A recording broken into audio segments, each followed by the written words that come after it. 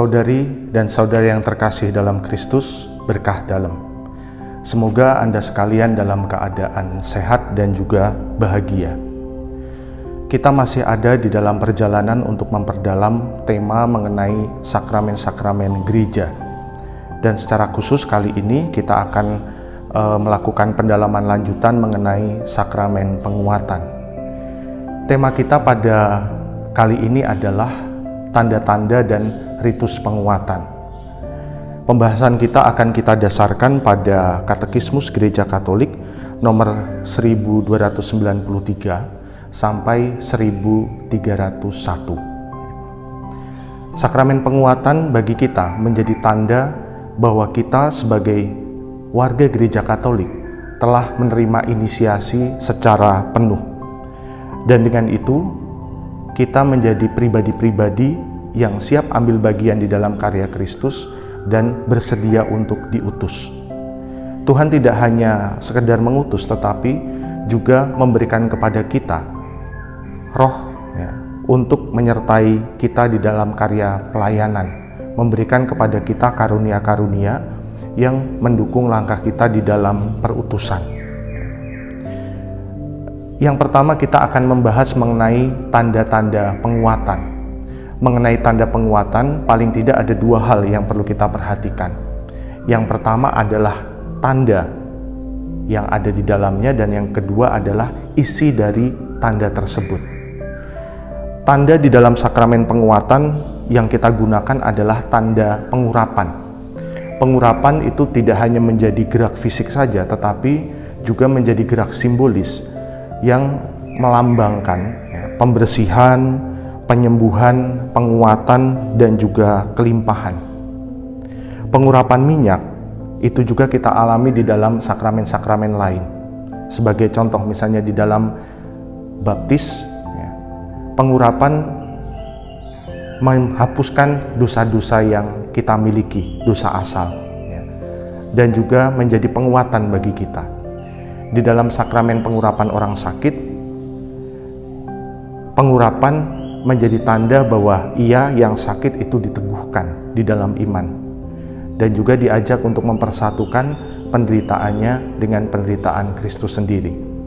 Sedangkan di dalam sakramen penguatan, pengurapan menjadi tanda bahwa seseorang dikonsekrasikan, dikhususkan, disucikan menjadi milik Kristus. Dan kemudian dia dimasukkan ke dalam karya ataupun juga ambil bagian di dalam karya Kristus dan mendapatkan penyertaan Tuhan untuk karya pelayanannya. Dan kita juga diajak untuk memancarkan, membagikan keharuman Kristus. Jadi ada gerak keluar yang kita lakukan.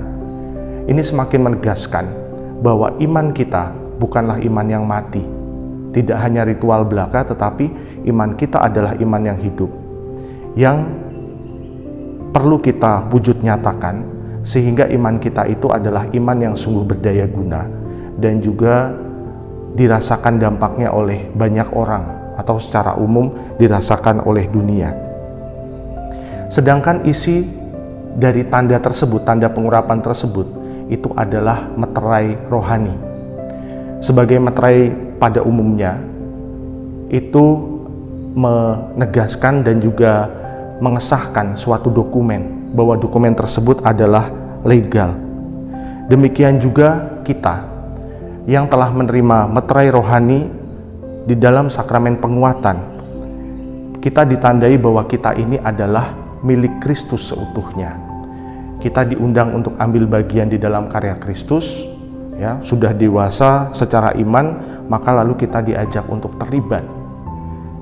Dan itu juga berarti bahwa kita selalu disertai oleh Tuhan di dalam karya perutusan. Tuhan itu adalah Tuhan yang mengutus kita, tetapi Tuhan juga senantiasa menyertai kita di dalam perutusan. Lalu yang kedua, mengenai ritus penguatan. Ritus penguatan itu dimulai dengan pembaruan janji baptis dan juga pengakuan iman akan Allah Tritunggal.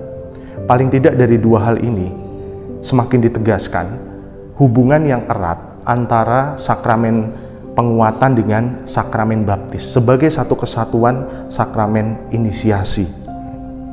Setelah adanya pengakuan iman akan Allah Tritunggal, kemudian dilakukanlah penumpangan tangan yang dilakukan oleh uskup ataupun juga pelayan sakramen penguatan. Penumpangan tangan melambangkan ya turunnya Roh Kudus yang menyucikan dan memampukan ia yang menerima sakramen penguatan tersebut untuk diutus.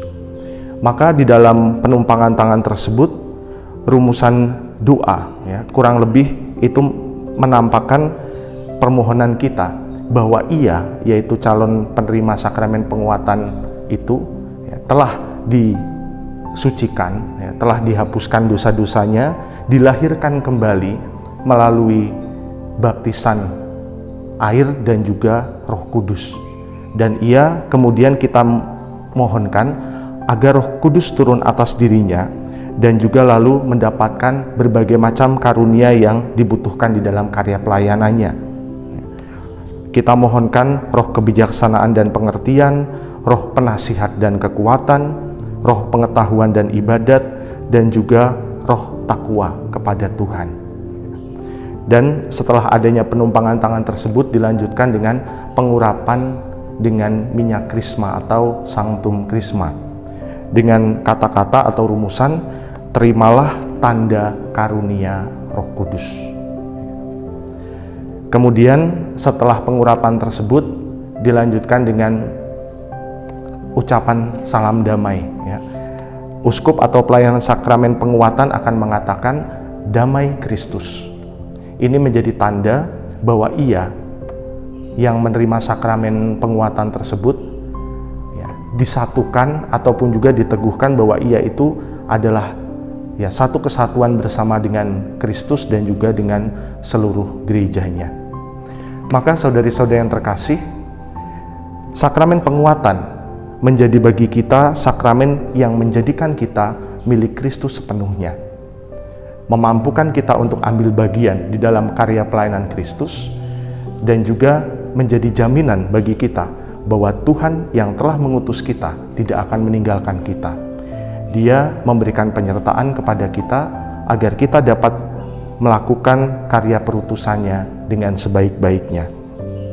Maka saudari-saudara, marilah kita sungguh merenungkan dan menyadari bahwa Tuhan yang mengutus, Tuhan pula lah yang akan menyertai langkah kita.